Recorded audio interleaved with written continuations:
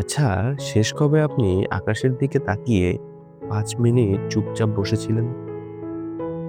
বা যদি আপনাকে প্রশ্ন করি, শেষ কবে আপনার পাশের মানুষটার চোখের দিকে তাকিয়ে দীর্ঘ কোনো আলাপ করেছিলেন? যেখানে আপনার ফোনের কোনো নোটিফিকেশন আপনাদের ডিস্টার্ব করেনি।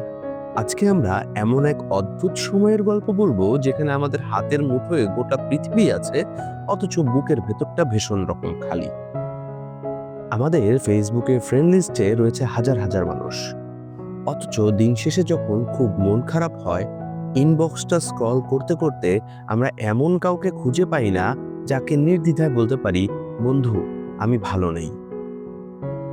সত্যি কথা বলতে কি, আমাদের যোগাযোগ বেড়েছে ঠিকই, কিন্তু সংযোগটা হারিয়ে গেছে।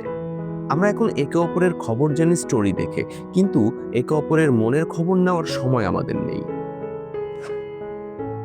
রাত গভীর থেকে গভীরতর হয়, চারপাশ নিস্তব্ধ হয়ে আসে। বালিশের পাশে ফোনের নীল আলোটা আমাদের মুখে পড়ে। আমরা রিল স্ক্রল করতে থাকি,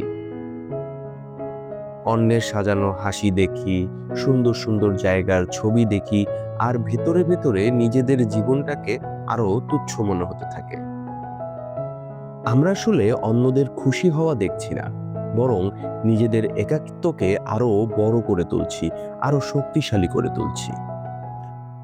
আর যখন ফোনটা লক করি, তখন অন্ধকারের চেয়েও বেশি গাঢ় হয়ে ধরা দেয় আমাদের এই একাকিত্ব। একটা সময় ফোন ছিল মানুষের সাথে কথা বলার মাধ্যম, আর এখন ফোনটাই হয়ে গেছে আমাদের প্রধান সঙ্গী। এখন আমরা রেস্টুরেন্টে গিয়ে খাওয়ার আগে ছবি তুলি, প্রিয়জনের সাথে বসে থাকার চেয়ে চেক ইন দেওয়া নিয়ে বেশি ব্যস্ত থাকি। আমাদের স্মৃতিগুলো এখন গ্যালারিতে জমা হয়, এখন আর মনে জায়গা পায় না। দুজন মানুষ এখন পাশাপাশি বসে থাকলেও তাদের মধ্যে যেন এখন যোজন যোজন দূরত্ব।